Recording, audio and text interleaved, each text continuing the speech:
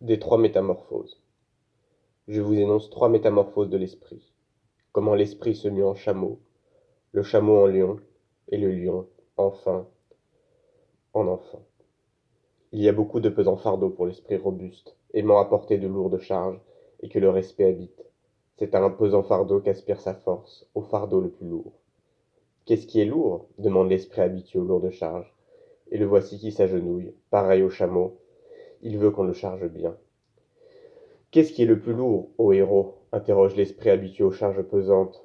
Que je m'en charge, moi, et que je me réjouisse de ma force. N'est-ce pas cela? S'abaisser pour faire souffrir son orgueil, n'est-ce pas cela? Faire éclater sa folie pour se moquer de sa sagesse. Ou bien c'est cela, abandonner notre cause quand elle fête sa victoire, monter sur de hautes montagnes pour tenter le tentateur. Ou bien cela, se nourrir des glands et de l'herbe, de la connaissance, et avoir faim dans son âme de l'amour de la vérité.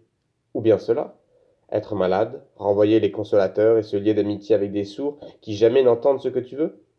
Ou bien cela, descendre dans de l'eau sale quand c'est l'eau de la vérité et ne pas écarter de soi les grenouilles froides et les crapauds fiévreux.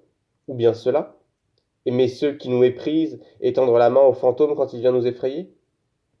C'est de tout ceci, de tout ce qu'il y a de plus pesant dont se charge l'esprit qui aime à porter les fardeaux, tout pareil au chameau qui, une fois chargé, se hâte vers le désert, lui aussi se hâte vers le désert. Mais dans le désert le plus reculé, se fait la seconde métamorphose. L'esprit ici se change en lion. Il veut conquérir sa liberté et être le maître dans son propre désert. Son dernier maître, il le cherche ici. Il veut devenir son ennemi et l'ennemi de son dernier dieu. Il veut se battre pour la victoire contre le grand dragon. Quel est ce grand dragon que l'esprit ne veut plus appeler ni maître ni dieu? Tu dois. Tel est le nom du grand dragon.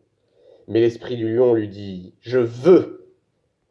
Tu dois l'attend au bout du chemin, couvert d'écailles dorées, miroitantes, et sur chaque écaille étincelle en lettres d'or.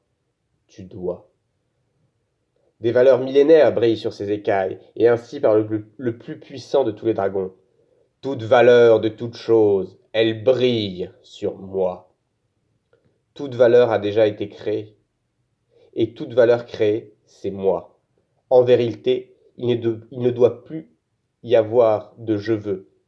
Ainsi parle le dragon. Mes frères, pourquoi est-il besoin du lion de l'esprit?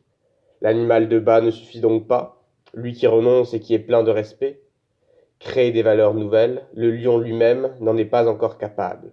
Mais conquérir la liberté pour des créations nouvelles, voilà ce que peut la puissance du lion. Créer sa liberté et opposer même au devoir le non sacré, à cette fin, mes frères, il est besoin du lion.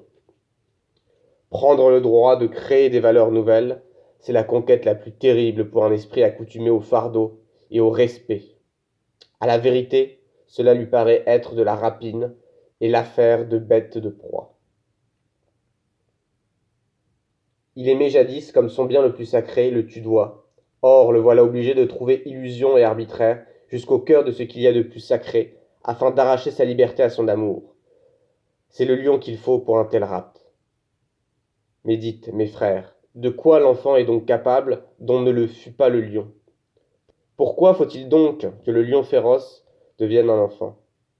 L'enfant est innocence et oubli, un recommencement, un jeu, une roue roulant d'elle-même, un premier mouvement, un oui sacré. Oui pour le jeu de la création, mes frères. Il est besoin d'un oui sacré. C'est sa volonté que l'esprit veut à présent. C'est son propre monde que veut remporter celui qui est perdu au monde. Je vous ai dit trois métaphores de l'esprit. Comment l'esprit devient chameau, le chameau lion, et le lion, enfin, enfant. Ainsi parlait Zarathustra.